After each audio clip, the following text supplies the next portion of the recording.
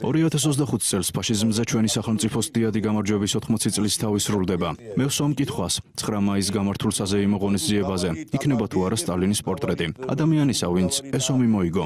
ნუ თუ გამარჯვების 80 წლის იუბილეზე ამ გამარჯვებაში გენერლების, მარშლებისა და ჯარისკაცების სულელზე ილაპარაკებენ და არ ახსენებენ იმ მთავარ პიროვნებას, ვინც ეს გამარჯვება მოიპოვა. ეს დიდი უსამართლობა იქნება. ხალხი ამაზე ილაპარაკებს, მაგრამ მე ვფიქრობ, ეს ქვეყნის მთავარმა პირებმა უნდა წარმოთქვან.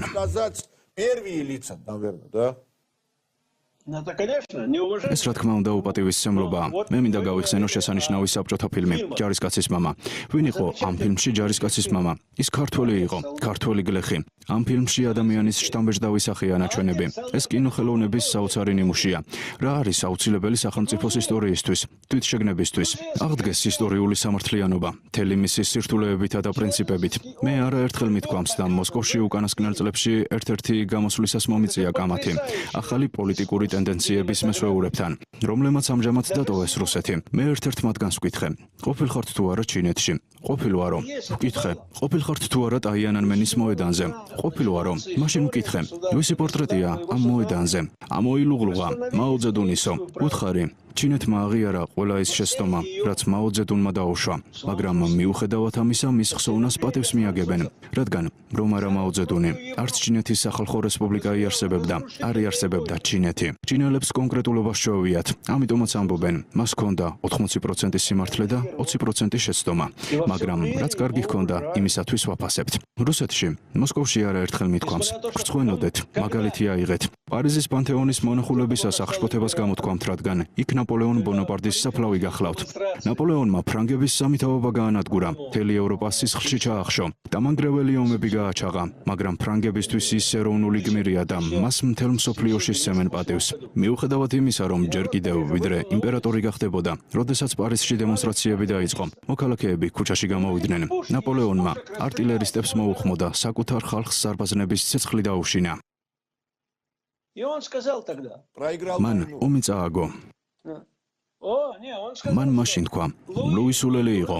ორი საარტილერიო ქვემეხი და არავით არის საფრანგეთის დიდი რევოლუცია არ მოხდებოდაო და ამ ადამიანს დღემდე პატივს სცემენ საფრანგეთშიც და მთელ მსოფლიოში. ის დიადი პიროვნებაა. ქვეყანამ ასე უნდა შეაფასოს თავისი დიდი პიროვნებები, რადგან ნაპოლეონი საფრანგეთისთვის მართლაც დიდი პიროვნება გახლავთ, მაგრამ ის წმინდანი არ ყოფილა. ნაპოლეონი წმინდანი არ არის. მის სინდისზე ბევრი დანაშაულია, მაგრამ საფრანგეთს ის ახსოვს. იმავე კამათში კიდევ ერთი რამ ვთქვი. ვკითხე: საფრანგეთს რა ჰიმნი აქვს მეთქი? ჩემმა ოპონენტებმა თვალები დახარეს და მიპასუხეს: მარსელიეზა. ფრანგებს არც ჰიმნი შეუცვლიათ და არც დროშა. მარსელიეზა საფრანგეთის იმპერიისა და საფრანგეთის რევოლუციის ჰიმნი. დღემდე საფრანგეთის ჰიმნია. რა ხელისუფლებაც არ უნდა მოვიდეს მის სათავეში. საფრანგეთის დროშაც იგივე დარჩა, რაც მაშინ. მათ ის პოლიტიკური კონექტურის გამო არ შეუცვლიათ.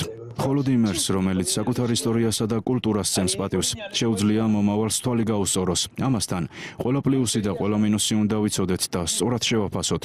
და მე იმედი მაქვს, რომ ამ განვლილი წლების შემდეგ საქართველოს როგორც იქნა დაუბრუნდება იმ მდგომარეობას, როდესაც ხალხს მისივე ისტორიის შესახებ სიმართლეს ეტყვიან. სწორედ ამით დაიწყო ისრაელის გზა დამოუკიდებლობისაკენ, როდესაც მე-19 საუკუნეში ადამიანებს განუმარტეს სიმართლე. რანი ვართ ებრაელები, რატომ ვართ, საიდან მოვდივართ. მხოლოდ ამის განმარტების შემდეგ, მხოლოდ ერთიანი ისტორიისა და წარსულის მიღწევების ბაზაზე ვაშენებთ ჩვენს მომავალს.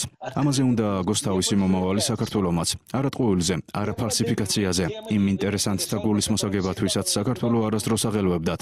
ეს თვით ქართველმა ხალხმა უნდა გააკეთოს და მას ეს შეუძლია. თქვენ დრო შევახსენეთ. დიდ უსამართლობად მიმაჩნია ის, რომ წითელ მოედანზე თითქოს და ყველაფერი თავის ადგილზეა. მავზოლეუმიც, სტალინის საფლავიც, მაგრამ კრემლზე წითელი დროშა არ არის. აქ შეუსაბამობაა.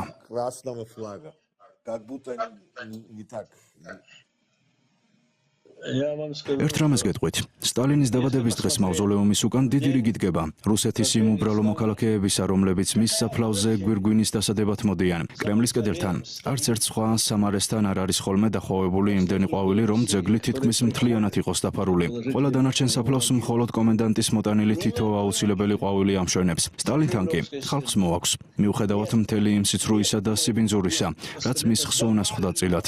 იმიტომ რომ პატივს სცემენ, ახსოვთ, აფასებთ ასებენ. იგივე უნდა იყოს გორშიც, საქართველოშიც. კიდევ ვიმეორებ, კაცობრიობის ისტორიაში არც ერთ სხვა ერს მით უფრო ასეთ მცირე რიცხოვანს არ ჰყოლია მსოფლიოს მასშტაბით ისეთი სახელმწიფო მოღვაწე, როგორიც იოსებ ჯუღაშვილი, სტალინი გახლავთ. ბატონო იაკობ, დიდი მადლობა ასეთი შთამბეჭდავი ინტერვიუსთვის. ყველაფერი შესანიშნავად გამოთქვით. საქართველოში იმიტომაც გცემენ პატივს, რომ ასე აფასებთ ქართველთა ისტორიას. ჩვენს წინაპართა, ჩვენს მოღვაწეთა როლს რუსეთის ისტორიაში. მთელი ქართველი ხალხის სახელით მინდა გულითადი მადლობა გადაგიხადოთ. დიდი მადლობა. მოხარული ვარ, რომ ქართველი ხალხი ყოველივე მომხდარის შემდეგ თავისი ეროვნული აღორძინების გზაზე ბრუნდება. ჯერა ის ყველას დაანახებს თუ რა შეუძლია და როგორ შეძლებს მომავალში განვითარებას. შემთხვევით როდი გავამახვილე ყურადღება იმაზე თუ რამდენი რამ მისცა ქართველმა ხალხმა რუსეთს. დღესაც ასეა. ქართველ ხალხს საქართველოს აღორძინებას შეუძლია. ღმერთმა ქნას რომ ასე მოხდეს.